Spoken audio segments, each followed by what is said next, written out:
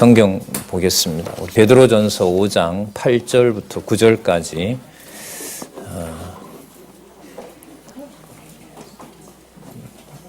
제가 읽어보도록 하겠습니다. 베드로전서 5장 8절에서부터 9절까지입니다. 근신하라, 깨어라. 너희 대적 마귀가 우는 사자같이 두루 다니며 삼킬 자를 찾나니 너희는 믿음을 굳게 하여 저를 대적하라. 이는 세상에 있는 너희 형제들도 동일한 고난을 당하는 줄을 알미니라. 거기 말씀을 보면요. 근신이라는 것은 삼가하는 거죠. 범위는 어디까지냐 하면 9절 끝에 보니까 동일한 고난을 당하는 거니까요. 고난 당하는 것을 삼가하지 말고 고난 당하는 것이 당연하다라는 것으로 이해를 하도록 하는 거죠. 그게 바로 여러분 근신입니다. 그래서 8절에서부터 9절까지 나타난 말씀을 연결을 짧게 지으면 이렇게 되는 겁니다. 그리고 그 동일한 고난 속에 이 악한 일을 그러면 누가 시키느냐? 사단이 시키고 있고요. 9절 초반에 보면 뭘 하려고 그렇게 하느냐? 믿음을 굳게 하시려는 하나님의 섭리입니다. 그러면 우리 베드로 전후서의 내용이 거룩한 생활을 촉구하고 거룩한 생활의 반대인 불의한 생활을 경계한다는 내용이 이 속에 모두 들어가 있죠. 맞나요? 요절 맞죠? 두 내용으로 나누어져 있는 베드로전서 거룩한 생활을 촉구하는 내용을 이 요절과 연관을 시키면 끝까지 참으면서 근신한다는 말은 야고보서 내용을 가지고 와서 생각을 하면 세속적 행위로 신앙생활을 타협하지 않도록 하는 거죠. 그러니까 고난을 늘 받지 않으려고 하는 태도와 그 다음에 그 하나님의 교회와 성도를 내 용도, 내 욕심대로 써서 결국 사망에 이르게 되는 것으로 가지 않도록 뭐 하냐면 삼가하게 되는 것이 근신입니다. 그 배후에는 바로 정욕적이요 세상적인 바로 대적 마귀인 거죠. 대적 마귀가 있다는 사실을 베드로 전서에서 분명하게 알려주고 있습니다. 그러니까 야고보서하고 연결이 되죠. 맞죠? 그러니까 고난을 싫어하게 만들어요. 누가요? 사단이. 진리 공부하는데 그렇게 고난이 올 리가 없다. 이건 뭐가 문제가 많은 것이다 라고 얘기를 하고요. 그 다음에 잘 해주죠. 오늘 베드로 전서에도 보면 유혹을 계속 얘기합니다. 진리를 모르면 유혹당한다라는 내용이 거룩한 생활을 촉구하는 내용과 또 불의한 생활을 경계하는 내용이 핵심입니다. 그러니까 그 유혹은 뭐냐면 누가 볼 때, 누가 들을 때 듣기 좋은 걸까요? 우리가 들을 때, 그죠? 자, 공부했으니까 너가 알 만큼 아니까 뭘 당하는 것은 고난을 당하는 것은 그건 맞지 않다. 어불성설이다. 이렇게 유혹을 하는 겁니다. 그게 완벽한 거짓이라는 거죠. 이 말씀이 굉장히 심오하게 베드로 전후서에 기록이 되어 있습니다. 자, 그러면 우리 요절 맞다는 거 우리가 다시 한번 확인하면서요. 다음에 또 요한일서로 넘어가는 아주 중요한 단서가 바로 이 말씀에도 나와 있다는 사실을 우리가 생각을 해볼 수가 있습니다. 그러니까 대적 마귀는 유혹을 해서 고난을 받지 않게 하고 고난을 받지 않게 하고 더 이상 고난을 받지 않아도 된다고 하고 더 이상 성경 진리에 몰두하지 않게 만들어 놓습니다. 그러면서 열심을 내는 자들이 바로 열심을 내는 성도들로 하여금 그 열심을 하지 못하도록 합니다. 그런 자들을 누구라고 부르냐 하면 뭐라고 부르죠? 적그리스도라고 얘기를 합니다.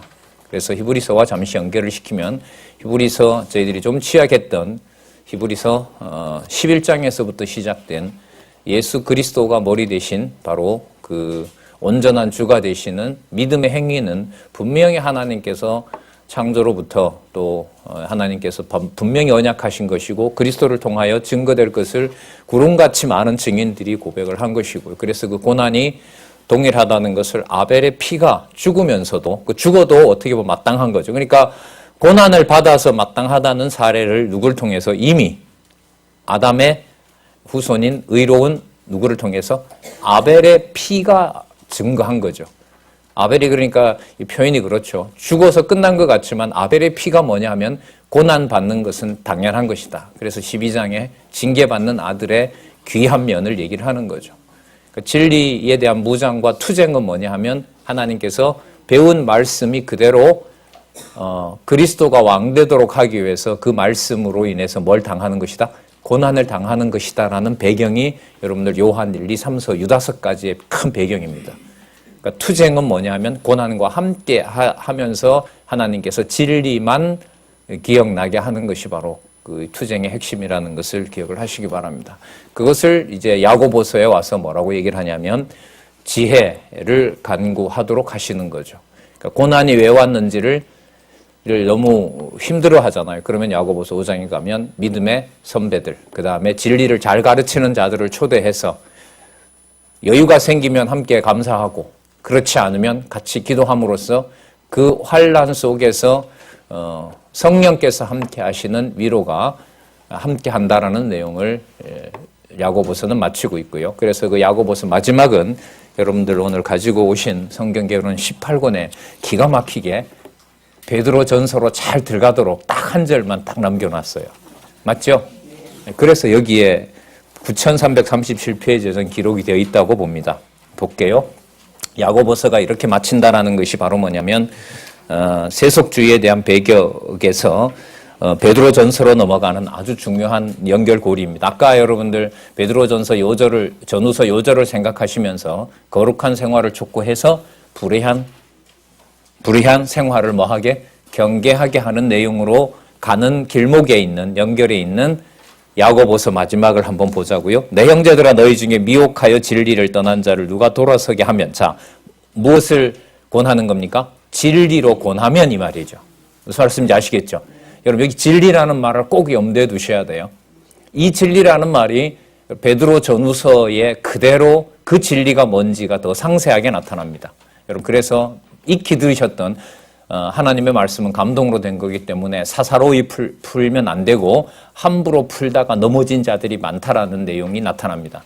그러니까 여러분들 오늘 어느 정도까지 갈지 몰라도 오늘의 결론은 뭐냐면 투쟁의 핵심은 뭐냐면 인내하게 해서 더 뭐하게 한다?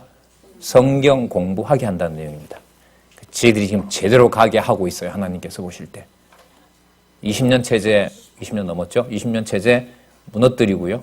비성경적인 것을 하나님께서 여러분 개혁하도록 하셔서 분방 공부 체제에 맞춤형 성경 공부가 각 반으로 일어나는 일, 이것이 지금 새롭게 일어나는 제2의 말씀 운동이라고 선배들은 얘기를 하십니다. 이 사안을 오늘 베드로 전후서, 지난 시간에 배웠던 야고보서, 베드로 전후서, 또 다음에 나타날 요한 1, 2, 3서의 연결성을 꼭 확정을 하시기 바랍니다. 간단합니다. 성경에 기록된 성경의 하나님의 말씀을 통해서 하나님은 기록하게 하신 말씀을 통해서 하나님의 교회가 뭐 하도록 한다? 투쟁하도록 하신다. 진리 공부가 없는 곳에는 투쟁은 일어날 수가 없습니다. 그거는 전부 세상적인 요구이고 세상적인 전쟁이고 이권을 두고 벌이는 여러분들 진흙탕 싸움인 거죠. 그걸 여러분 야고보서에서부터 요한 1, 2, 3서 유다서까지 내용의 연결성을 제가 여러분들한테 말씀을 드립니다. 이 부분이 제가 생각할 때 좀 죄송합니다만은 취약하거든. 여러분 아까 여러분 요절 읽었던 데서 야고보서가 생각이 안 나시죠 지금? 맞죠? 아까 베드로 전후서 요절에서 야고보서의 내용이 어떤 것도 기억이 잘 안 나시죠? 어떤 것도 죄송합니다. 많은 부분 기억이 안 나시죠? 이걸 마귀가 원한다고요. 아니 웃을 일이 아니야. 이게 지금 가장 민감한 사안입니다. 그래서 우리 선배들의 어떤 입에서 오는 가정에서 그 가정을 이끌어가는 부모 입장에서 야, 이 지경에 내가 지금 너 말 듣게 생겼냐? 내가 이 지경에 지금 교회 가게 생겼어? 네가 한번 이래 겪어봐라 이놈아. 진리 공부가 되나? 이건 명백한 우는 마귀가 대적처럼 달려드는 가장 좋아하는 환경입니다. 반대로 보면 성경을 공부할 수 있도록 그래서 요한 1, 2, 3서 가면 영원한 생명의 말씀을 다시 소개하는 것처럼요. 진리 공부를 게을리하지 않도록 하는 것이 투쟁에서 가장 핵심적인 것이고 그게 요절에 반영이 되어 있고 현재 우리 상황은 야고보서에서부터 히브리서에서부터 요한 1, 2, 3서를 지나서 유다서까지의 연결고리가 그렇게 명확하지 않다는 겁니다. 많지는 않기 때문에 최선을 다해서 어쨌든 준비된 것을 말씀을 드리려고 합니다. 그 흐름을 꼭 잡으시고 히브리서를 얘기할 때 야고보서를 얘기를 할 때 베드로 전후서, 그 다음 요한 1, 2, 3서, 유다서가 한 개념 속에 머릿속에 어느 정도 그려져서 원하는 부분에 가서 찾아볼 수 있도록 그렇게 안내를 해드리겠습니다. 그래서 히브리서 앞부분 예수의 신분상의 사역상의 우월성 해서 복음의 우월성으로 가면서 고난받는 아들의 당위성에 대해서 우리가 흐려지게 되면 유다서까지 흐름은 끊어집니다. 이걸 누가 제일 좋아한다고요? 사단이. 짧지만 부분 떼어서 얘기를 하면 가장 오독이 많아지는 설교 부분 중에 하나가 어디냐면 에베소서부터 시작되는 짧은 내용들입니다.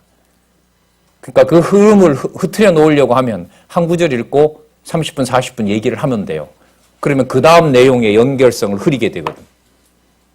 그러니까 짧고 빠르게 끝을 내줘야 되는 부분이 여러분 제가 볼 때는 에베소서에서부터 적어도 유다서까지입니다. 그리 오래 갈 내용이 아닙니다. 개념 하나 가지고 풀면은 할 말이 많아지기도 하지만은요. 자, 그리고 또 하나 여러분 미리 말씀드리면 그리스도의 삼직을 여기서 잠시 말씀드릴게요. 자, 그리스도의 삼직이 뭐죠? 왕, 제사장, 선지자직이잖아요. 그러면 교회의 머리 되신 분이 누구죠? 그리스도입니다. 그러니까 그 그리스도께서 교회의 머리 되셔서 자, 투쟁으로 와서 말씀드릴게요. 성도들이 몸이 성령으로 중생했기 때문에 온 몸으로 하나님께서 제사를 드리도록 합니다. 그게 현실적으로는 뭐로 나타난다? 고난으로 나타나는 거예요. 그리스도의 삼직을 사도들을 통해서 성취하시는 겁니다. 그러면 몸으로 그냥 단지 견뎌내게만 하는다. 거기에 목적이 있는 것이 아닙니다. 아까 야고보서 5장 20절에 보시면 너희가 알 것은 죄인을 미혹한 그리에서 뭐하게 하는 것이 돌아서게 하는 자. 무엇으로요? 19절에 무엇으로? 진리로. 무슨 말씀인지 아시겠습니까?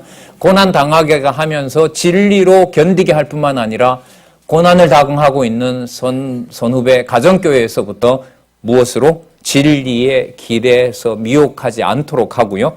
그 영혼을 어디에서? 사망에서 구원하여 뭐하도록? 허다한 죄를 덮도록. 사랑과 연관이 되겠죠. 허다한 죄를 덮도록 해주시는 것이 바로 뭐냐면 진리의 말씀입니다. 그 내용이 이제 어디에서요? 베드로 전 후서에서 거룩한 생활을 촉구하게 하시고요. 그 다음에 불의한 생활을 경계하게 하십니다. 그러니까 거룩한 생활이 필요하다라고 얘기하세요. 그 다음에 불의한 생활을 경계하게 하시는데 불의한 생활을 어떻게 경계하도록 하시느냐. 바로 그게 성경 공부입니다. 그걸 하나님이 지금 준비하고 계세요. 서론으로 먼저 말씀드리면 여러분 베드로 후서가 기록될 때 아직 성경의 기록이 완성됐을까요? 안 됐을까요? 안 됐습니다. 계속 기록되는 과정입니다. 아직 요한계시록으로 가야 되고요. 요한이 아마 요한 1, 2, 3서를 남겨놓고 있고요. 아마 이 무렵이 됐을 겁니다. 그러니까 베드로 후서에서 사도 베드로가 그렇게 얘기합니다. 지금 계시의 기록이 완성되고 있는 과정이다. 그러면 여러분 완성이 안 됐다면 성경 계시 기록에 대한 성급한 결론을 내면 되겠어요? 안 되겠어요? 안 되는 거죠. 그러니까 요한계시록이 나오지 않았는데 하나님이 언제 온다? 오시지 않는다. 이런 말을 하면 돼요? 안 돼요? 안 되는 거죠. 그 교회에서 이 강론을 하면 안 되는 거예요. 당시의 사람들은. 분명히 오실 것에 대한 약속만 선명하게 기록된 말씀으로 확인할 뿐이지 그래서 성경께서는 요한 1, 2, 3서 나중에 요한계시록까지 기록하게 하신 겁니다. 기록하게 하신 말씀을 깨닫게 하는 것은 사도들이 하나요? 누가 하시죠? 주관자 되신 성령께서 하시죠. 그것을 호소하도록 합니다. 그래 주신 말씀을 말씀대로 배울 수 있도록 누가 하시느냐? 성령께서 하신다는 것으로 무슨 생활을 경계하도록 한다? 불의한 생활을 경계하도록 합니다. 간단하게 말하면 성경 공부, 성경에 나타난 하나님의 말씀, 하나님의 살아계심을 확인할 수 있는 공부가 되지 않으면 이제까지 어떻게 됐든지 상관없이 베드로 전후서, 야고보서에서부터 요한 1, 2, 3서의 투쟁의 맥락에서 본다면 아무런 소용이 없게 된다는 겁니다. 그것을 진짜 여러분 베드로 후서가 그 디모데 후서와 똑같아요. 뭐냐 하면 사형 날짜를 받아놓고 쓰는 유언서입니다. 베드로 후서도 그렇고 디모데 후서도 그래요. 베드로도 이 글에 보면, 사도가 보면 자기 날짜가 이미 다가왔다는 걸 알고 있습니다. 거기에서 권고가 뭐라고요? 디모데 후서 3장 16절처럼 오직 성경은 똑같이 베드로 후서에 사사로이 풀지 말고 기록된 말씀을 제대로 가르치는 사도 바울과 같은 선지자들이 보낸 편지글에 전념하도록 공부해라. 이렇게 끝나는 것이 베드로 후서입니다. 그러면 몸이 번거로워지고 삶이 번거로워졌다는 것은 이 거룩한 생활을 촉구하고 불의한 생활을 경계하는 데 있어서는 단 하나입니다. 뭐 하게 하는 문화가 만들어지도록 하시는 거. 어디에서부터? 그게 베드로전서에 나와요. 여자들이 순복하라고 얘기합니다. 고린도전서에 있는 여자는 방언하는 그 여자들은 잠잠하라 보다가 훨씬 더 강하고 복음적인 복음의 진짜 정수에 가까운 권고가 여러분 베드로전서에 나타납니다. 그럼 뭘로 하느냐? 후서에 가면 가정에서 성경 공부, 남편을 통해서 이렇게 돼요. 안 믿는 남편을 통해서는 믿는 여자를 둔 이유를 알게 하고, 왜냐하면 지금 이게 흩어져 있는 성도들이거든요. 곳곳에 흩어져 있는데 거기에 복음을 들고 있는 유대인들도 있고 깨달은 자도 있는 거죠. 그러니까 믿지 않는 가정에 살아남으려고 시집은 왔는데 남편이 핍박해요. 근데 남편이 때리면서 그 행위를 보면서 핍박하면서 부인의 행동을 보면서 바로 예수 그리스도를 믿을 수 있는 거기 때문에 그 자리에 앉아서 그렇게 고난받으라 이 말입니다. 베드로전서는. 반대로 믿지 않는 여자라고 해서 함부로 대하지 말고 그리스도가 교회를 돌보신 것처럼 아낌없이 사랑함으로 그 여자가 복음의 지혜를 함께 유업으로 받을 상속자로 알고 여자를 대하도록 하라.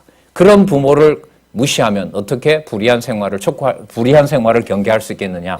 그럼 뭘로 하느냐? 그게 바로 베드로후서에 나타난 성경을 사사로이 풀지 않도록 진리의 말씀 곳곳에 편지들이 적히도록 한 거죠. 그리고 이 편지가 쓰여질 무렵에는 여러분들 아시는 것처럼 서신서들은 거의 동일한 시기에 쓰여집니다. 아, 이게 의미가 있구나. 왜냐하면 한 군데만 있으면 어떻게 할 수가 없어요. 돌려볼 수가 없잖아요. 그리고 요한계시록까지는 요한계시록은 AD 70년 예루살렘 멸망 후에 기록하게 하지만은요, 대부분의 서신서들은 거의 동일한 시기에 곳곳에서 쓰여집니다.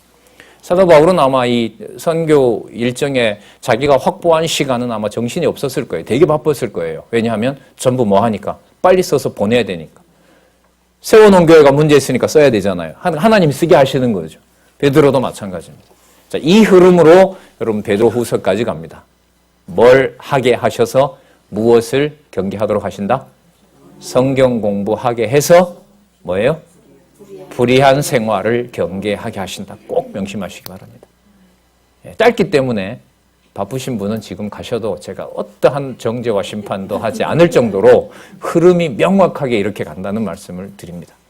자, 그러면 오늘 9340페이지에 가시면 두 번째 무슨 생활의 촉구라고 나오죠? 거룩한 생활의 촉구입니다.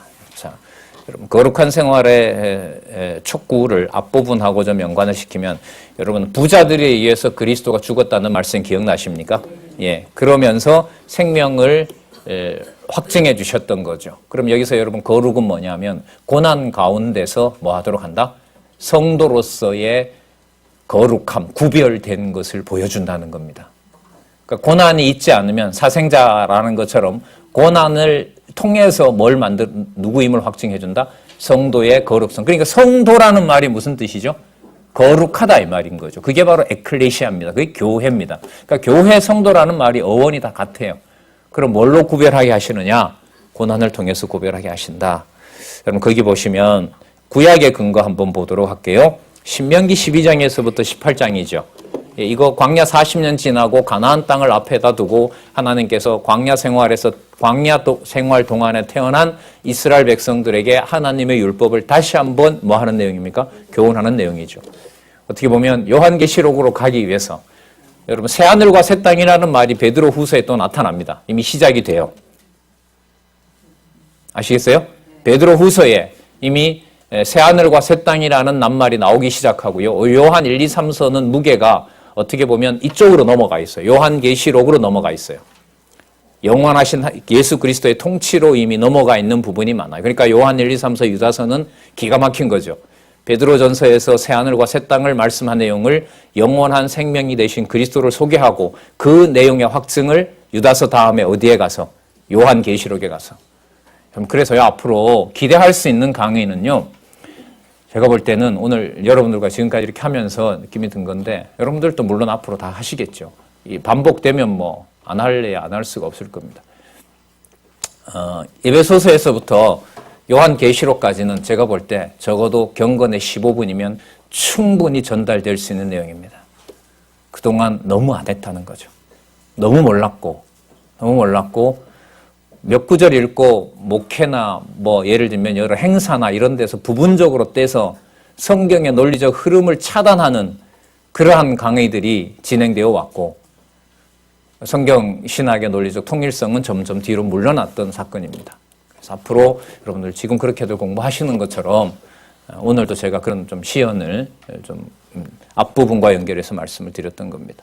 자, 신명기 12장에서부터 18장이고요. 자, 그러면 먼저 우리 고린도전서의 내용이 어떻게 되어 있는지 한번 볼게요. 9340페이지 첫 번째 단락에 보시면 1장 1절에서부터 2장 12절은 무슨 생활의 요건을 얘기합니까? 그렇죠. 거룩한 생활의 요건이 무엇인지를 알려주시고요. 2장 13절에서부터 3장 22절은 거룩한 생활의 뭐예요? 실제. 그러니까 요건이 무엇인지를 알려줍니다. 그 다음에 기묘한 조건이 되도록 하나님께서 하시는 거죠. 그리고 그것이 어떻게 해요? 실제로 드러나도록 하시고요. 세 번째, 4장 1절에서부터 5장 14절은 그러한 실제를 통해서 무슨 생활? 거룩한 생활의 뭐가? 결과가 나타나도록. 이 내용이 신명기 12장에서부터 18장까지 나타납니다. 여러분, 제가 한 30초 동안 이렇게 말씀드렸는데 저 역시도 베드로전서의 본문과 신명기 12장에서부터 18장까지 내용이 별로 많이 안 들어와요. 이게 우리 지금 현 주소라고 보시면 돼요. 그럼 어디에 어떻게 보내야 되는지 시간 관리 지혜가 생기는 거죠. 그죠? 예. 그거는 뭐 전하는 사람만 생각나면 된다 이런 건 아니잖아요. 내가 죽고 사는 문제이기 때문에요. 자, 그걸 우리가 이제 안내를 받으면서 이제 도움을 좀 받도록 그렇게 하겠습니다. 자, 그럼 먼저 거룩한 생활의 요건에 대해서 살펴보도록 하겠습니다. 여러분, 거룩한 생활의 요건은 첫 번째 1장 1절에서부터 12절까지 보면 뭐 하며 크게 기뻐합니까? 찬송하며 크게 기뻐합니다. 뭐 한 중에? 근심 중에 꼭 좀 넣는다면요. 근심 중에. 그런데 그 구약 근거가 좀 심오하죠. 레위기 몇 장에서부터? 11장부터 여러분 27장까지가 무슨 내용이죠? 성화 규례입니다. 이게 여러분 1장 1절에서부터 12절까지 별로 분량은 많지 않지만 이 저자는 레위기 11장에서부터 27장에 대한 내용이 뭐로 잡혀있다? 근거로 잡혀있다. 그러면 11장부터 27장이면 모든 장들이 바로 뭐의 근거가 된다는 겁니까? 찬송하며 크게 기뻐한다는 내용의 근거가 되고 그 내용이 성취된 거죠. 강조드립니다. 26장에 가면 어느 정도로 하나님께서 거룩하게 만들어 놓으려고 해요? 옛 언약 자손들을 전부 처참하게 죽이는 과정을 통해서. 자, 그럼 먼저 한번 살펴볼까요? 찬송하며 근심 중에 찬양하며 기뻐하는 내용들에 대해서 먼저 은혜와 평강 중에 몸은 죽어가지만 몸은 고달프지만 살아있게 하는 소망으로 무엇을? 기업을 얻게. 그럼 여러분 이때 기업은 어디에 속한 게 아닐까요? 그래서 하늘에 속한 기업이라고 얘기를 하죠. 4절 먼저 읽어볼까요? 썩지 않고 더럽지 않고 쇠하지 아니하는 기업을 있게 하시나니 곧 너희를 위하여 어디에 간직한 것이라? 그렇죠. 하늘에 간직한 기업으로 기업을 유지하도록 한다는 겁니다. 무엇을 어떤 환경에서요? 고난의 환경 속에서.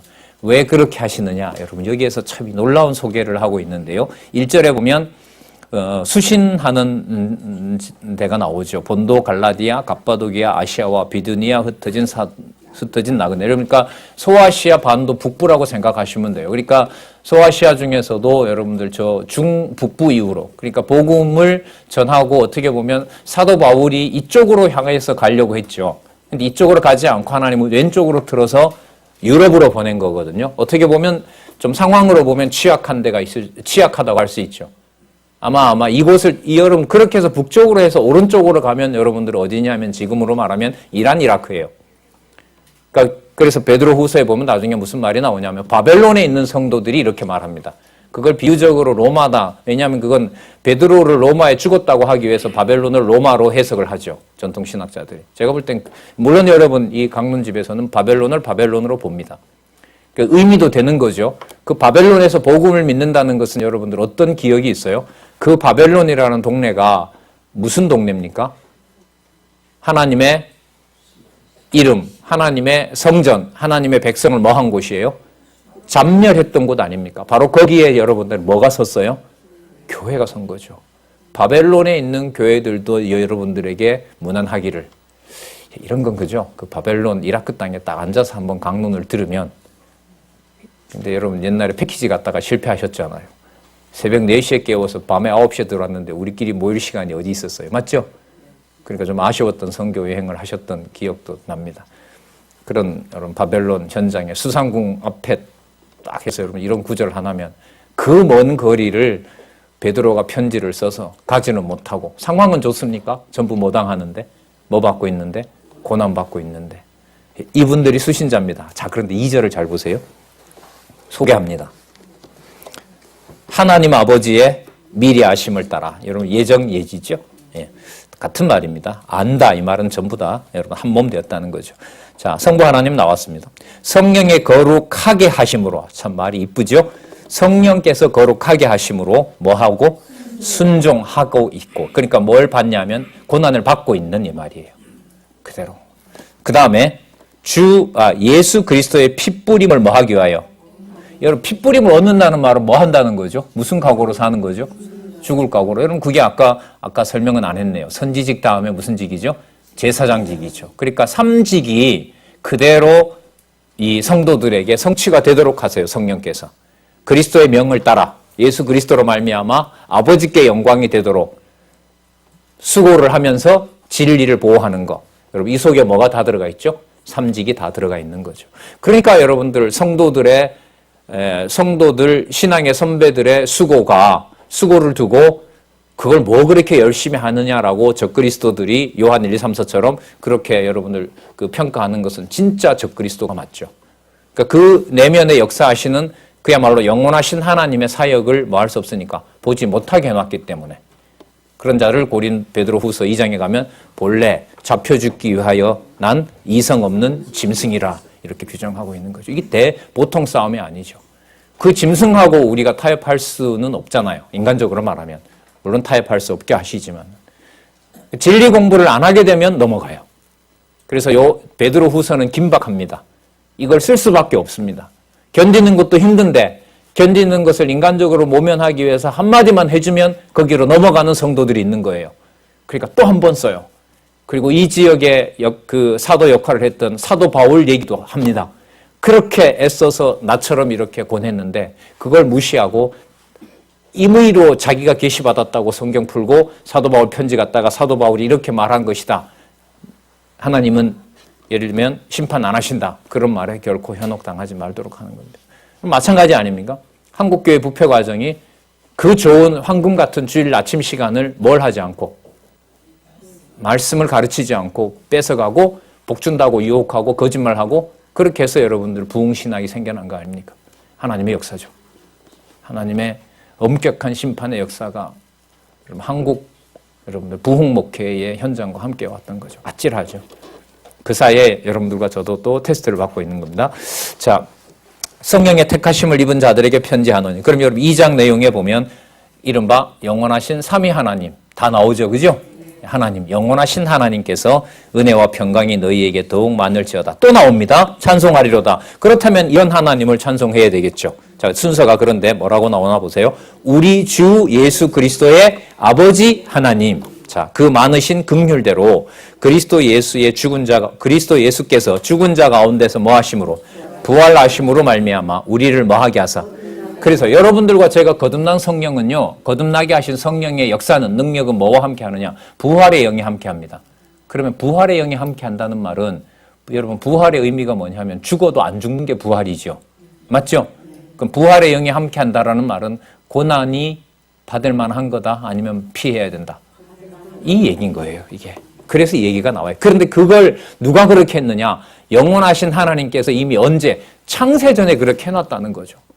창세전에 고난받는 신앙의 선배들의 행위를, 믿음의 행위를 정해놓았는데 그걸 부정하고 그 재물을 빼앗고 못 가르치게 하고 자객을 심어다가 과거 같으면 죽이려고 그러고 하나님의 심판이 이미 임한 것이다. 그걸 베드로는 누구 얘기를 꺼내냐 하면 여러분들 노아의 심판과 소돔과 고모라의 심판을 예로 듭니다. 그러니까 하나님이 말이 좀 그렇습니다. 급하니까 그냥 한두 명 죽여서 안 되니까 노아 시대에 8명 빼놓고 그 인류를 다 뭐 해버렸어요. 전부 멸해버리는 거죠. 전부 사람의 딸들이니까. 소돔과 고모라는 어떻게 해버렸어요? 보통 수정해서 될 게 아니니까 어떻게 해요? 전부 다 그냥 불로 태워버리는 거죠. 마지막에 하나님의 교회도 그렇게 당하기 때문에 마지막에도 이 땅을 체질이 높게 하고 하늘이 큰 소리를 내며 하늘이 부서지게 하는 일을 하나님께서 예정해 놓으셨다. 이게 베드로전서에서 말하고 있는 말씀입니다. 그러나 어떤 경우에도 하나님의 진리는 고난 속에서 그러한 여러분 재난 속에서도 말씀은 변하지 않는다. 절대로 변하지 않는다. 투쟁 맞죠? 예, 투쟁이 맞죠. 이 내용으로 보면. 자, 여러분 이 두 번에 걸쳐서 얘기를 또 해주게 됩니다. 자, 우리를 거듭나게 하사 여기 나오네요. 무슨 소망? 산 소망이 있게 하시며. 자, 그 다음 보세요. 썩지 않고 더럽지 않고 쇠하지 않는 기업. 여러분 이게 베드로후서 주제예요. 무슨 생활? 그렇죠. 이게 바로 거룩입니다. 그러면 영원하신 삼위 하나님에 의해서 무엇이 정해져 있다? 고난받게 하는 삶으로 산 소망을 가지고 뭐하게? 썩지 않고 더럽지 않고 쇠하지 않는 기업. 자, 그것은 어디에 간직되어 있는 거? 하늘에 간직되어 있는 거. 여러분 여기서 베드로전서의 서론은 다 마련이 됐습니다. 여러분 이 구절, 이 신약 성경에 짧은 개념들이 압축되어 있는 것을 저도 사실 지금 한 30분을 보냈는데 사실 아쉽죠. 다음에는 이렇게 안 보낼 겁니다. 제가 만약 다시 강의를 하면 또 교재를 안내를 해드렸기 때문에 제가 35분을 제 시계로 보냈는데요. 이렇게 아마 안타깝게 강의를 안 할 것 같습니다. 안타깝게 한 것을 변명을 드리자면 우리의 연결성이 부족하기 때문에 마귀의 괴계와 대적이 심각하기 때문에 일단 좀 변명을 좀 오래 했습니다. 자, 이미 서론이 여기서 마련이 되고요. 자, 여러분 어디에 속했다 그랬죠? 하늘에 간직되어 있다 그랬죠? 그래서 뭐라고 말씀하시냐면 그래서 땅에는 잠시 근심이 있긴 하나 그것이 하늘에 있는 영광스러운 영혼의 구원으로 인도할 것이다. 그러니까 고난이 오더라도 그것을 이 베드로전서에 나옵니다. 기쁘게 받도록 하라. 그것이 복이다 이럽니다. 복이다. 볼게요. 1장 5절에서 9절 무엇으로? 시험으로 잠깐 근심하나 무엇의 구원? 자, 이건 아까 어디에 간직되어 있고 누구에 의해서? 영원하신 삼위 하나님, 영원하신 삼위 하나님에 의해서 영원하신 하나님에 의해서 이미 확증해 줬고 하늘에 있던 것 그것을 기억나게 하는 방법이 고난 가운데서 뭐해요? 진리 공부하는 거죠. 에스라 비유들까요? 손에 벽돌과 창을 들고 에스라 강의를 들어야 되는 상황하고 똑같습니다. 너무너무 명확하죠. 그리스도와 더불어 저작거리에서 수모와 논쟁을 벌이면서 예수 그리스도를 증거하게 한 것과 똑같습니다. 그러니까 싸움이 없는 것은 하나님께서 글쎄요. 솔로몬의 평화를 재현하려는 것인지 아니면 솔로몬이 걸어갔던 타락과 부패 속에 던져놓은 것인지 진짜 지혜가 필요합니다. 야, 요즘 잘 돼간다. 여러분 일반적으로 말해서 잘 되어갈 때는 성경 공부할 수 있는 환경이 되어갑니까? 안 되어갑니까? 안 되어가죠. 진짜 안 되더라고요. 진짜 안 돼요. 네, 진짜. 자, 볼게요. 너희가 말세는 여러분 예수 그리스도의 재림입니다. 재림에 나타내기로 예비하신 구원을 얻기 위하여 믿음으로 말미암아 누구의 능력으로? 하나님의 능력으로 보호하심을 입었나니. 그럼 믿음도 우리 게 아니지요. 그러므로 너희가 이제 여러 가지 무엇을 시험을 인하여 뭐하게? 잠깐 근심하게 되지 않을 수 없었으나. 그래서 여러분들이 잠깐의 개념은 베드로 전후서에서 하루가 천년 같고 천년이 하루 같다는 것으로 이해하시면 됩니다. 우리가 볼 때는 여러분들 그런 말 하죠. 시집 와서 너무 고생했을 때 우리 옛날 어머니 할머니들 보면 하루가 100년 같았다. 이 해가 오늘 떴는데 오늘 종일 몰려올 시어머니와 남편의 그 수고와 학대 속에 오늘 하루가 어떻게 갈고 뭐 이렇게 해서 한이 생기지 않았습니까? 우리 한이 의료보험이 되잖아요. 그죠? 다른 나라에는 없어요. 우리나라는 화병이 이제 보험이 되는 구체적인 병인 거죠. 우리 문화에서만 생기는. 자, 잠깐 근심하게 되지 않을 수 없었으나 오히려 뭐 하도다? 크게 기뻐하도다. 그러니까 하루가 천년 같은 비밀을, 여러분 이걸 사람이 못 견디죠. 견디겠습니까? 견딜 수 없게 하시죠. 뭐가 아니면 못 견뎌요? 그러니까 하나님께서 왜 그런 학대와 고난을 당하게 하면서 목숨을 연명하는가? 이렇게 되는 거죠. 그 고난 속에 두면서 곧 오른다고 하진 않고 가르치는데 말씀이 뭐라고 하냐면 하루가 뭐 같아? 천년 같다고 한다. 그리고 곧 온다는 것은 몇 년이 될 수도 있어요? 천년이 될 수 있는 거죠. 더 넘어버렸죠. 2000년이 돼버렸었잖아요. 그럼 왜 그렇게 하시느냐? 지상에 있는 동안 공부하게 하려고, 이렇게 보시면 돼요. 진리의 말씀 듣게 하려고. 진리의 말씀을 듣고 지상에 있는 동안 영원한 기업, 하늘에 속한 기업이 무엇인지 알게 하려고 하는 것이 바로 하루가 천년 같게 해놓은 거죠. 하루가 천년 같은 것이, 여러분들 한번 잘 보세요. 돈이 많고 생활도 잘 돌아가고 몸이 건강하면 하루가 천년 같으면 좋아요, 안 좋아요? 예? 좋죠. 좋죠. 영원히 살면 얼마나 좋아요. 근데 고통당하게 되면 뭐가 싫어요? 하루가 천년 같은 게 싫은 거죠. 극히 누구 중심의 판단이에요? 그렇죠. 그게 아니라는 겁니다. 베드로전서는 고난 받는 것에서 그 다음에 나오네요. 7절. 너희의 무엇의 시련이? 그렇죠. 믿음을 주기 위한 시련이 불로 연단하여도 없어질 금보다 더 귀하여 나오네요. 예수 그리스도에 나타나실 때에 칭찬과 영광과 존귀를 얻게 하려 함이니라. 여러분 이게 아까 1장에서 벌써 1장 그 2절에서부터 4절까지 나왔죠. 영원하신 하나님에 의해서 어디에 속한? 하늘에 속해서 썩지 않고 더럽지 않고 쇠하지 아니할 기업으로 얘기를 하신 겁니다. 그럼 여러분 이것이 여러분들 고난과 여러분들 유혹과 이 가운데서 견디게 해서만 생기게 되는 겁니다. 그 가운데서 진리를 전하도록 하죠. 그래서 기록된 말씀이 있고 그 말씀이 우리들한테 완결되었다는 것은 너무너무 큰 사건입니다. 꼭 기억을 한번 하시고요. 곱씹어 보시기 바랍니다. 왜 하필 이런 환경에 이 시대에 기지협을 통해서 이러한 활동을 우리가 하게 하느냐. 기지협의 첫 번째 활동, 1년 동안 진리의 훼손이 없었느냐. 대적으로부터 진리는 견고한가. 그게 여러분들 제일 중요한 우리 총명 아닙니까? 우리가 해야 될 일은 무엇인가? 세미나와 이번에 벌어지는 포럼입니다. 각자 어떻게 할 것인가? 현장에서 은사와 양육교회로 살아가게 하시는 거죠.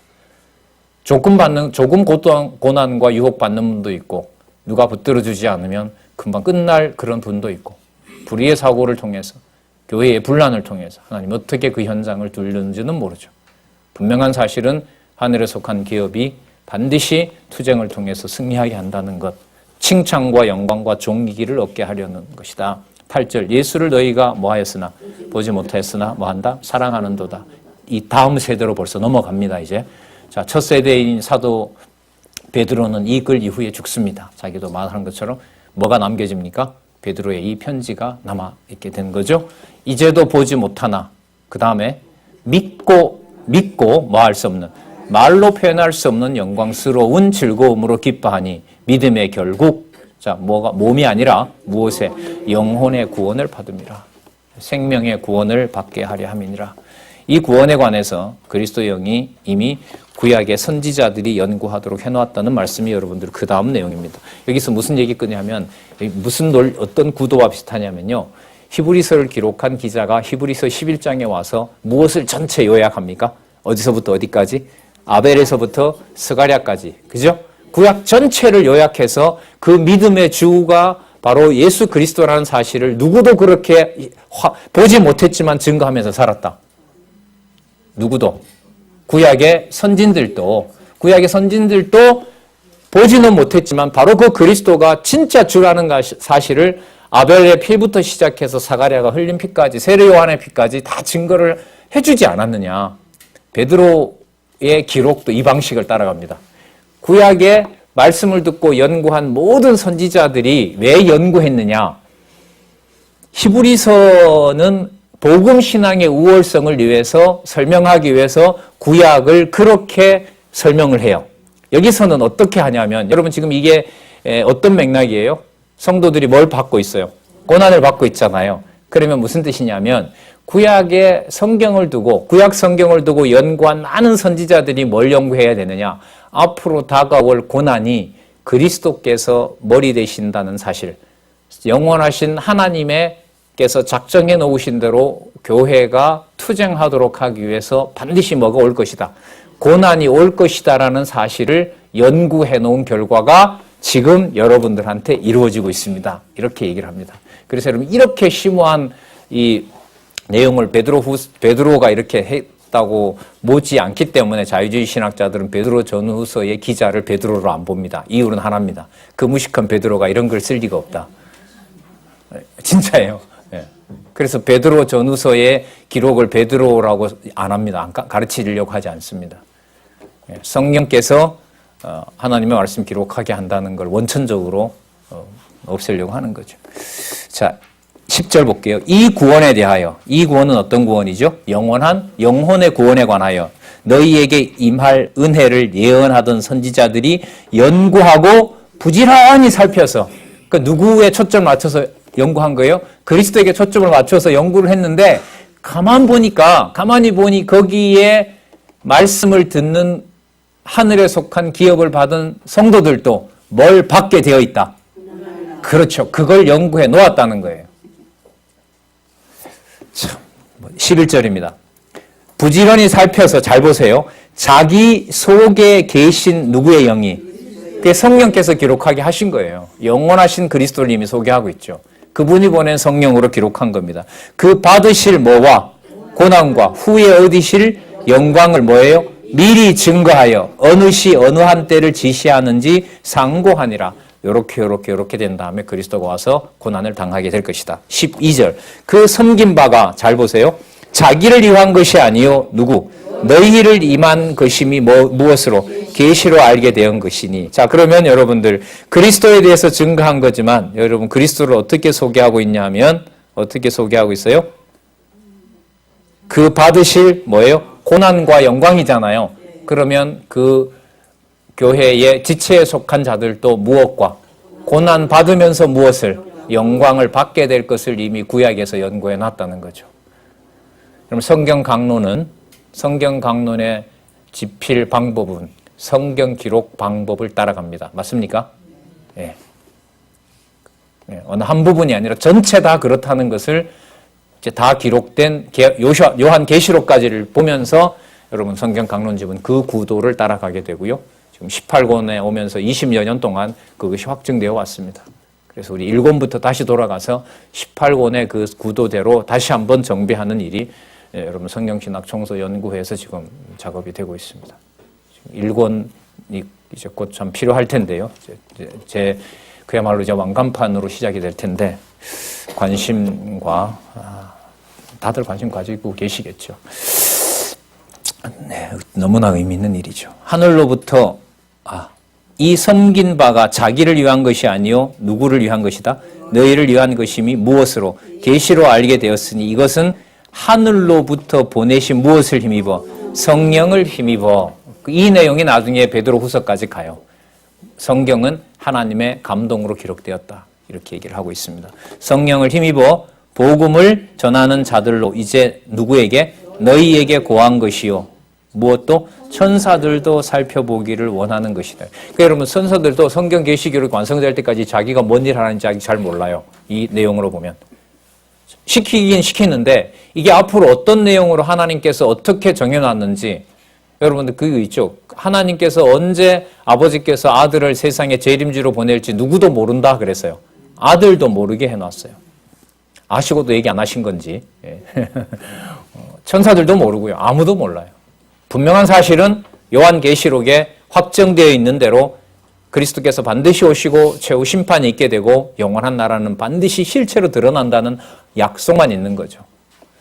자, 그러므로 그리스도의 재림까지 뭐하게 한다? 거룩하게 하신다. 그게 여러분들 1장 13절에서부터 25절까지 무엇으로 거룩히 드러남? 진리로 거룩히 드러난 뭐대로요? 창세전에 알리신 바 된 대로. 자, 그러면 13절에서부터 17절 여러분 구약 근거 더 깁니다. 여기는 어디에서부터 어디까지죠? 출애굽기부터 신명기까지 여러분 여기는 다 들어가죠. 애굽에서 나온 세대뿐만 아니라 어디에서 태어난, 광야에서 태어난, 여러분 이 조합이 여기 왜 만들어지느냐? 아까 여러분들 뭐가 나왔어요? 구약의 선지자들뿐만 아니라 그리스도가 오셔서 성취된 사건 이후에 누구도, 성도도, 그게 여러분들 제가 볼 때는 이 인용이 광야 생활 이전에 있었던 세대들과, 광야 생활에서 죽었던 세대들과, 그러니까 출애굽 세대들과 어디를 바라보면서 이제 가고 있는, 가나안을 가고 있는 성도들과 여러분들 어떻게 보면 이 어떤 유비적으로 설명을 하기 위해서 여기서는 출애굽기에서부터 신명기까지 그렇게 하지 않았나. 예. 제가 잘못한 거지는 저자한테 여쭤보면 됩니다. 자, 13절에서부터 17절. 그리스도의 재림까지 근신하여 사욕을 좇지 말고 심판자이신 아버지 앞에서 약속대로 여러분들 두렵지만은 거룩한 자가 될 것을 알려줍니다. 여러분 아까 요절에 5장 18절이었죠. 어떤 개념으로 시작했죠? 뭐 하라? 네. 그러니까 여러분 견디기도 힘든데 뭐도 못해요? 함부로 말도 못하게 해요. 왜 함부로 말한다라는 말은 누구 중심으로 영혼 구원을 흐려놓기 때문에. 그렇죠. 이걸 누가 하게 하신다? 성령께서 하게 하신다는 겁니다. 그러니까 여러분 이 신앙의 선배가 된다는 것이, 되게 하신다는 것이 인간적으로 보면 진짜 힘든 과정을 가는 거예요. 바울도 그랬고요. 지금 보면 베드로도 그렇고요. 베드로는 이미 약속되어 있죠. 원치 않는 죽음으로 죽게 돼 있어요. 그러니까 가장 비정상적으로 죽었겠죠. 무슨 방식이었는지는 잘 몰라요. 로마에서 죽은 거라고 하면, 근데 로마에서 죽었다는 보고도 없고요. 로마에서 거꾸로 매달려 죽었다. 뭐 어쨌든 그런 전설은 전합니다만은 사람이 원하는 그런 죽음으로 안 죽었던 것 같습니다. 일반적으로 말하는 13절. 그러므로 너희 마음에 허리를 동이고 뭐하여? 근신하여 예수 그리스도에 나타나실 때에 너희에게 가져올 은혜를 온전히 바랄지어다. 너희가 순종하는 자식처럼 이전 알지 못할 때에 쫓던 너희 사욕을 본받지 말고 오직 너희를 부르신 거룩한 자처럼 너희도 예수 그리스도를 말하는 겁니다. 모든 행실에 뭐가? 거룩한 자가 되라. 기록하였을 때 이 약속대로 이루어진다는 겁니다. 레위기서 11장 45절이죠. 예, 본문에 보면 있습니다. 내가 거룩하니 너희도 거룩할지어다 하셨느니라. 이것이 이루어지는 겁니다. 그러므로 무엇으로 보지 말고 외모로 보시지 않고 각 사람의 행위대로 판단하시는 자를 너희가 아버지라 부른즉 너희 나그네로 있을 때를 뭐로? 좀 여러분들이 맥락에서 따라 읽으면 나그네로 있을 때에도, 고생할 때에도 무엇으로 지내라? 왜 두려움으로 지내라 하는 거죠?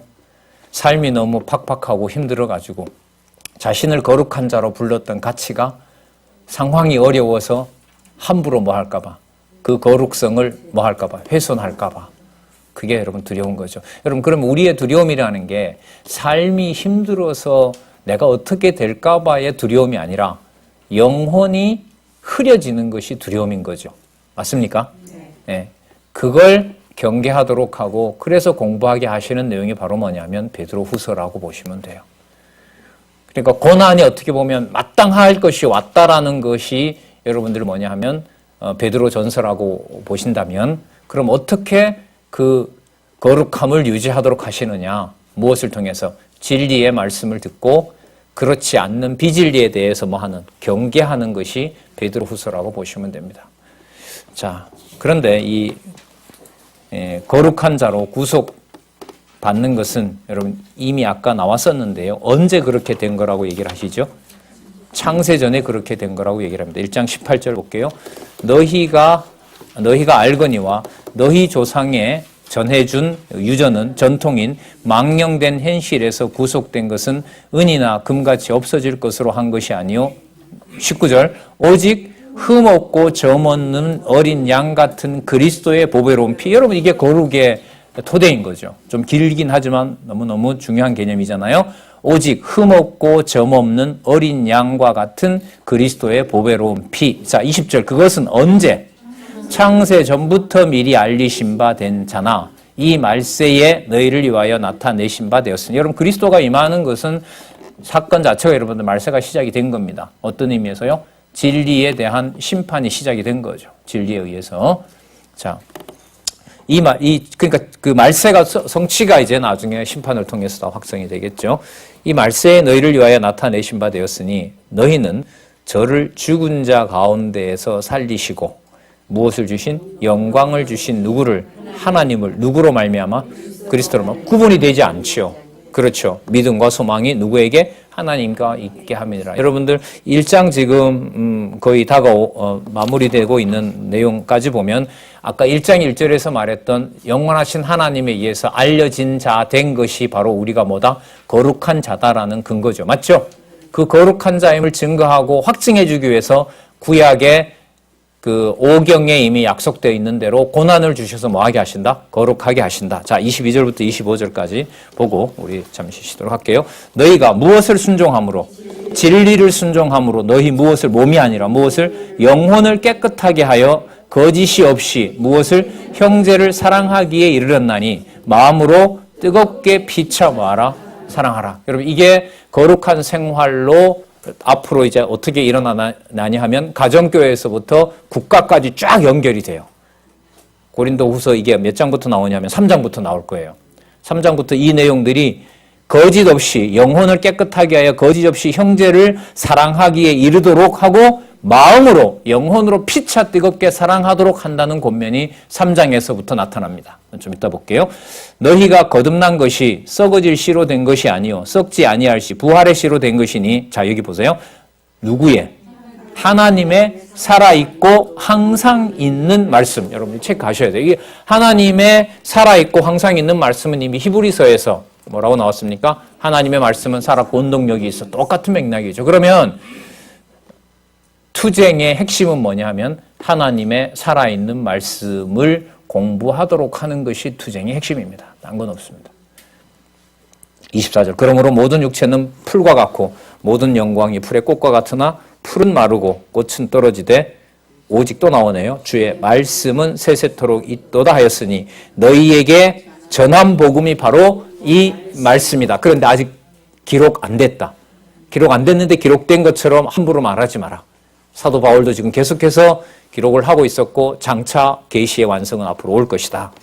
자, 그러면 여러분 1장 1절에서부터 25절까지 여러분들 나타난 거룩한 생활의 요건이라는 것은 영원하신 하나님께서 그리스도를 구별하여 영원 구원에 이르게 하신 것처럼 고난을 통해서 하나님의 교회가 뭐 되도록? 어디에 이르도록? 하늘에 속한 영원한 구원에 이르도록 무엇으로? 하나님의 말씀으로 그렇게 하신다. 이게 여러분들 거룩한 생활의 요건에서 중요한 부분입니다. 자, 아직 단락은 안 끝났죠. 우리 2장에서부터 신령한 그게 어디로 이어진다?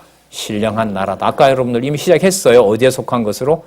하늘에 속한 것으로. 자, 그 고리를 잊지 마시고